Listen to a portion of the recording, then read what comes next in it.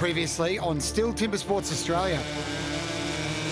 At round 4 in Victoria, all guns were blazing for the second to last tour stop. With everyone looking for the leap into the final round, no one was going down easy. O'Toole took the early lead, but Head was always going to stay in the mix. Last year's champion Meyer was keeping the flame burning. I haven't been beaten this year in the standard box, so I certainly want to do my best because I want to be number one again and try and repeat last year. While DeLosa reeled them in, breaking records along the way. It was the consistency of Laurence O'Toole that took the win, and with 2 wins in a row, he is in prime position entering today.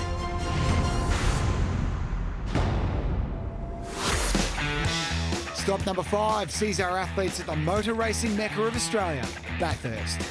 With 6 disciplines to go, we'll be crowning the STIHL Timbersports champion here in Bathurst.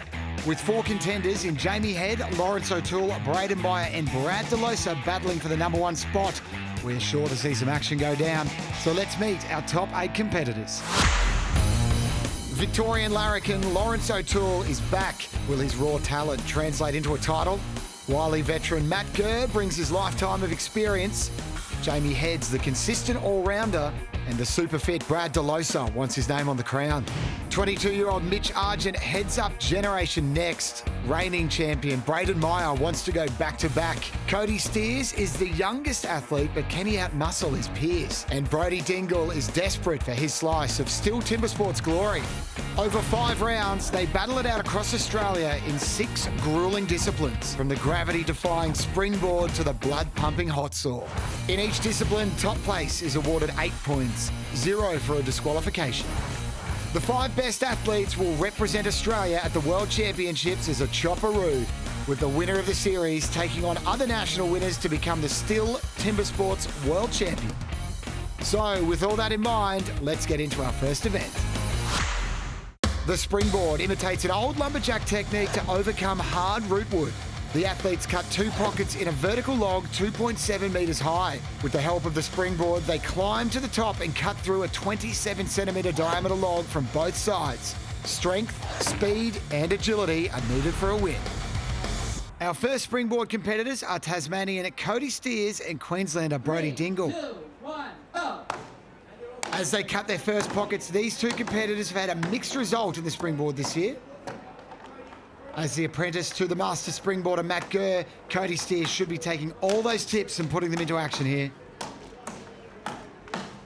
Brody Dingle is cutting his second pocket as Cody Steers inserts his second board into the pocket and jumps straight up, using his axe to get up on the board.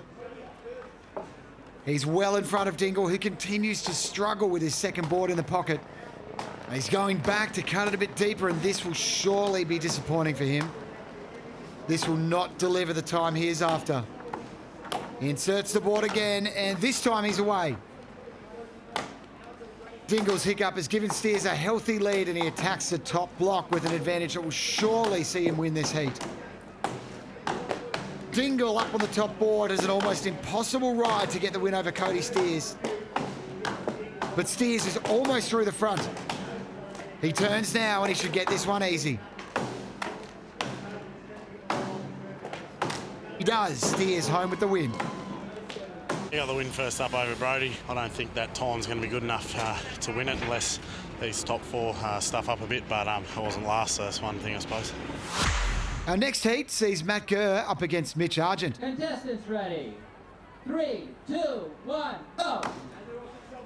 Both competitors get out strong with synchronised hits at the poplar log for their first pocket. Gurr has really upped the pace, and he's going into the second pocket. There's no doubt he has the Sandown round in the back of his mind, where Argent took the win from him by over 4 seconds. This is Matt Gurr's prime event. There's no way that he wants to let go of valuable points to Argent again. Gurr is in the lead, but he's in no way a shoe-in for the win yet. Argent is a powerful hitter and was last year's standing block anchor for the Chopperoos, so Gurr has some work to stay ahead. Argent tears at the top block. He's keen to get this win, and chunks are flying everywhere. Gurr turns first. He's now on the back. He is really giving it his all.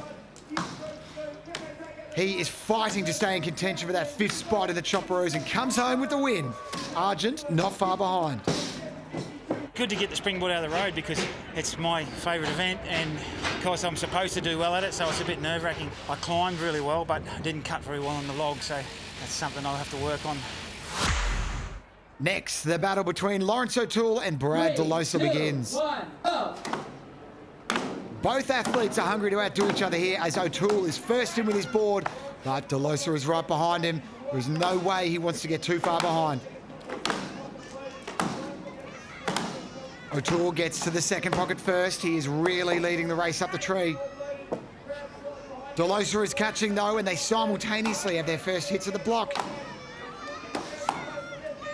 DeLosa has really made up some ground and is constantly being spurred on by the local crowd and his family in the stands. They are both hammering into the wood, ripping chunks with reckless abandon. This Springboard could really make a difference in the overall tally for the day. DeLosa turns for the back first and gets the jump on O'Toole, but he turns too and it's neck and neck. But it's DeLosa who gets the win and the points in this heat.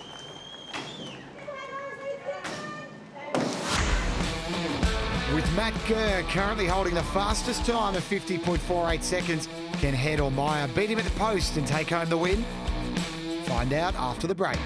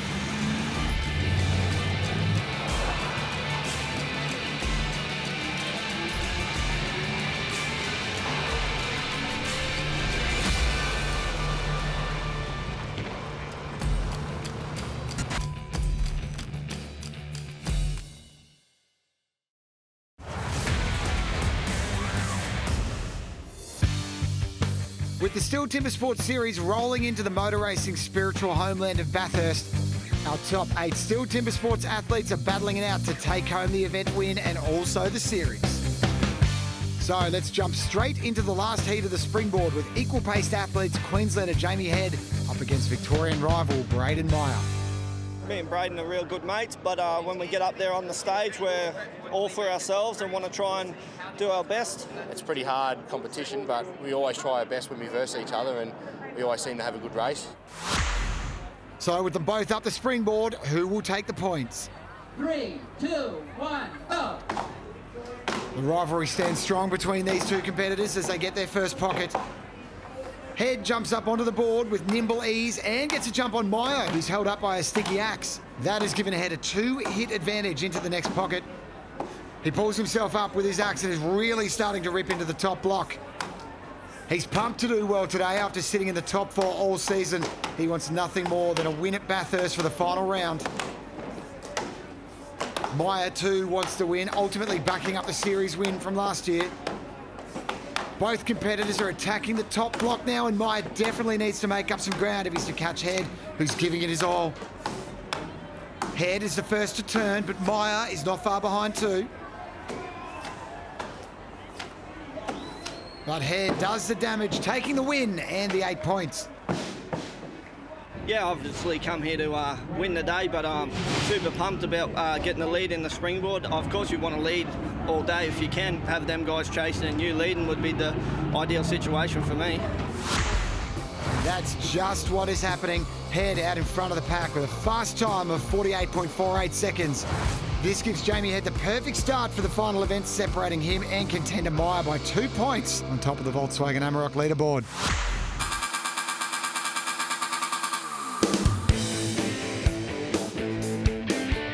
I love timber sports and Springboard's my favourite event.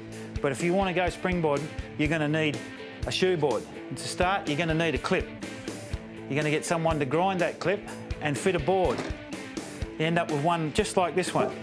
And this one's worth about 500 bucks. But the other events, you're going to need an axe. The axe head's worth about 400 bucks and the handle's probably worth between 50 and 100. And fitted and all together, probably between $700 and $1,000. And in the single buck, you're going to need one of these.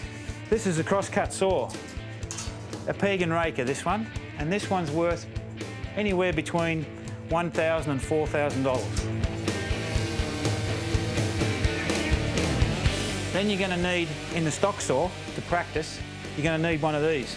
This is a 661, and they're worth between $2,000, $2,500.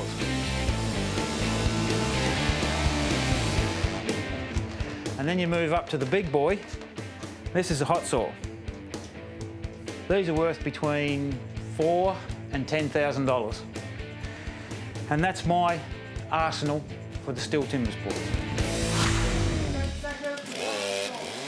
The stock saw is next, with Mitch Argent from Queensland taking on Tasmanian Cody Steers.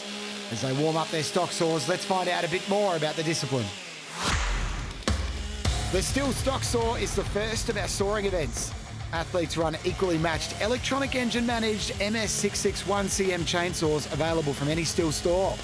Placing both hands on the trunk of the 40cm block, athletes reach for their chainsaws on the sound of the gun and cut 2 perfect cookies within the allocated 10 centimetres of wood or face the dreaded DQ.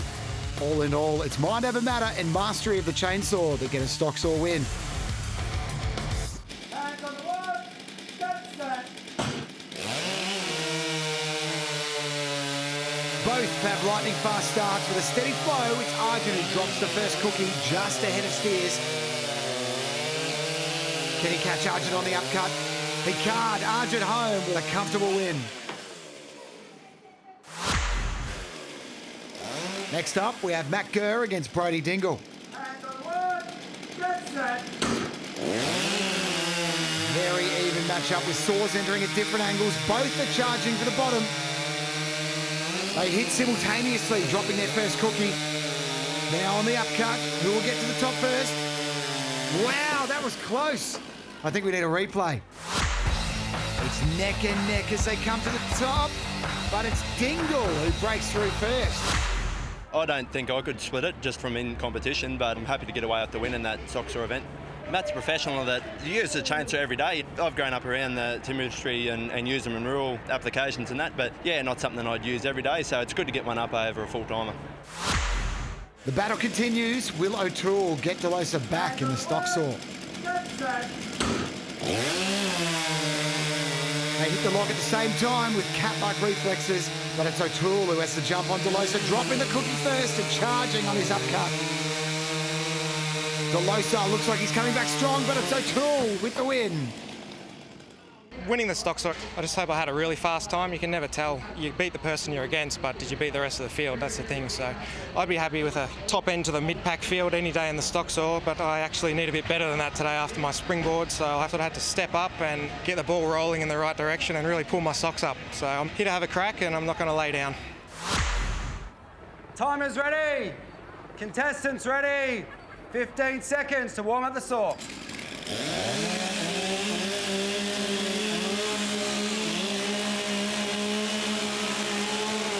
The final heat, we have a rematch with Meyer up against Head. With Head taking the springboard, will Meyer get one back on his rival?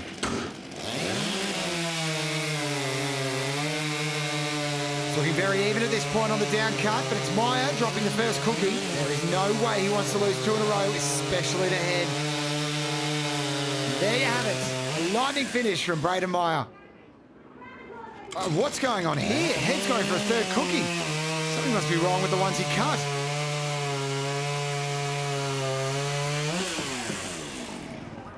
Judges close in to inspect the cuts. Who was that? Who was that? Who yelled out? I don't know.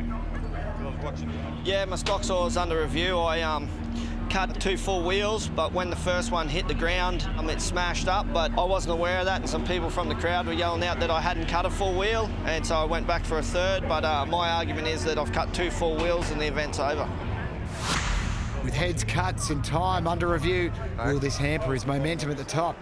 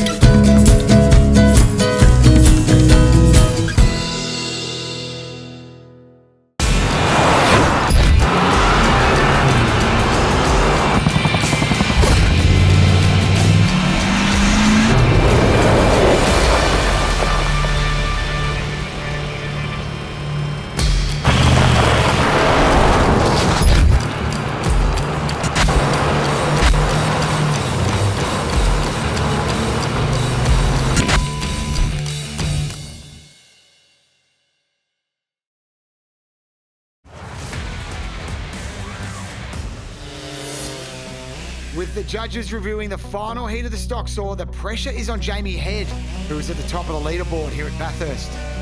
He cut a third cookie to be safe as he thought there was an issue with the other two he'd previously cut. In the stock saw, Jimmy Head wasn't sure whether the second disc on his upcut was complete, then restarted the saw and cut a third disc. I've put in a protest and hopefully they'll take my time from when the first two wheels are cut. If it goes my way, I'll be back up near the top, but at the minute it's pushed me back down the line a fair bit. He's not real happy because he cut out on the second disc and then cut another one, so his time's real slow, so that'll put him into 1 point for that event. So hopefully I've got a full 8 points in that one. The rules state that its time is on the severing of the last disc, so we've deemed that third ring to be the last disc that he cut. You got to go on the third disc, mate. With the judges' final ruling, Jamie Head drops from first down to equal fourth position. Jamie's misfortune now gives the top position on the Volkswagen Amarok leaderboard to his rival in last year's STIHL Timbersports Australian champion Brayden Meyer, who moves from third to first. Yeah, pretty happy with that stock saw run. I got Mitch, who's sitting second behind me, so I've just said to him, I said, if you can try and keep Laurence and Brad and Jim down a bit, it would do me great deals, because I know I can win the standing block. So hopefully we can get down to business and get the job done.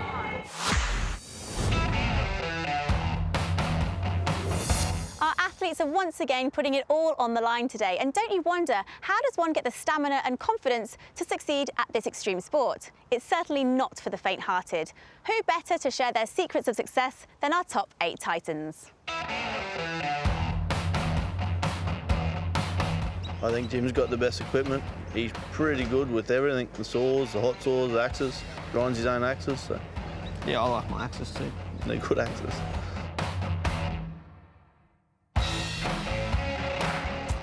A DQ, I think, is the worst thing that could go wrong. Yeah. And 2 or 3 DQs would be even worse. So that's the biggest fear. It's all about consistency, and if you have a DQ, pretty much with how tight the competition is now, it's all over. Nah, this sport's not easy at all. It's pretty demanding. You've got to train a fair bit and yeah, strive for your best. It's not like just going out to the bush and cutting a bit of firewood for your home. But I think a lot of people realise that once they have a go. Oh, the Italian stallion, DeLosa. I reckon you're a pretty good looking bloke. Oh, you're not bad either, but rooster. you just don't have them Italian bloodlines like him. Yeah, I suppose. The standing block is the second axe event of the day, where athletes simulate an old-school technique of felling a tree with an axe. Each athlete scribes their scarf on the 30-centimetre vertically mounted block and then slay at least 50% of the front side before traversing and turning to remove the back half, finalising their hit patterns with ripping overhand drives. With Cody Steers needing points and a valuable win, he's up against mentor and fellow Tasmanian Matt Gurr. 3, 2, 1, go! There is no doubt that Steers wants to get the jump on Gurr. With tenacious power, he attacks the standing block, tearing chunks from the poplar. Matt Gurr is also striking hard as they turn to attack the backside of the log. There is no giving in here as they fight for the win. Steers' power is making the difference though as he slices the top off. And a respectable time to start with. I was reasonably happy with how I cut it.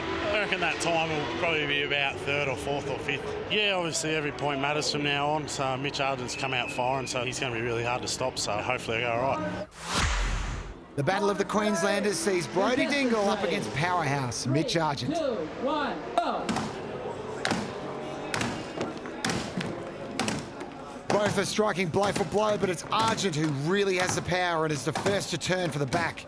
Argent chopping well here. He really wants that 5th spot on the Chopperoos and a chance to repeat his heroics of last year. Dingle is close behind and is keeping up, but with a few hits of the axe, Argent brings home the win and the fastest time so far. With the stock saw troubles now behind him, the pressure is on Jamie Head to take on local favourite Brad DeLosa. Ready. 3, 2, 1, go! Jamie Head, he's off to a fast start. His hit rate is much faster than Brad DeLosa's, and it's a discipline that Head puts plenty of time into training. DeLosa's power can't be underestimated. As one of the strongest men in the field, he has the power and the technique to beat the best. On the back now, and they are making this look easy. It's Head, knocks off the top and brings home the fastest time of the day so far. got a bit upset after that stock saw, but you know, I made the mistake. I cut the extra wheel. I just have to live with that. It just put more pressure on me to come out and cut better here, and which what happened. I'm really happy about that. It has given me a little bit of breathing space, you know, just that the day's not completely over for me, but you know, it's going to be a hard road from here. So as Jamie Head regains his form, the road ahead is tough with Laurence O'Toole and Brayden Meyer to come. Will his time stand up?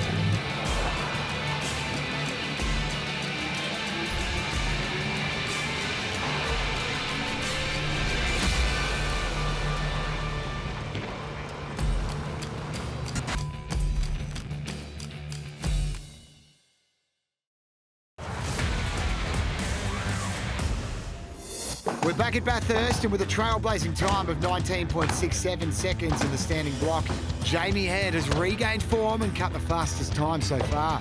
Can O'Toole or Meyer beat him to win? 3, 2, 1, go! The match of the round sees the front runners going head-to-head. Both athletes have had consistent outings on the standing block all season. Meyer turns first. I'm not sure he's done enough in the front. O'Toole not far behind. Meyer's putting in the drivers already, but he appears to be going nowhere. O'Toole's going to take this one. Meyer has had a shocker. That might just cost him the championship. Well, I was a bit disappointed after the stock saw and just knew that I had to try and bounce back somehow. I was just looking for a consistent run in the standing block and ended up getting me the win, so I'm super happy about that. With O'Toole taking the win off Meyer, the time was not enough to peg determined Jamie Head back, who took the round win. At the halfway point, Mitch Argent is on top of the Volkswagen Amarok leaderboard, but the biggest shock is that the championship leader O'Toole is down in 5th. Has the pressure got to him? Pretty happy on top of the leaderboard. Got my worst event coming up now in the single bucks. Hopefully just get in there and not be on the bottom and see what happens.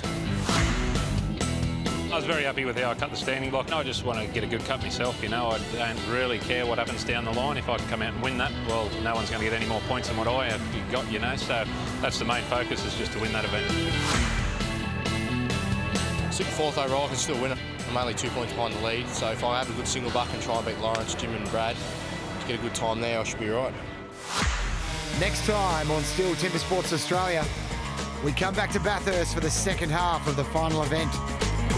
With qualifications for next year as well as the championship win going down, there will be no shortage of action from our top 8. Join us next week for the original extreme sport, STIHL Timbersports.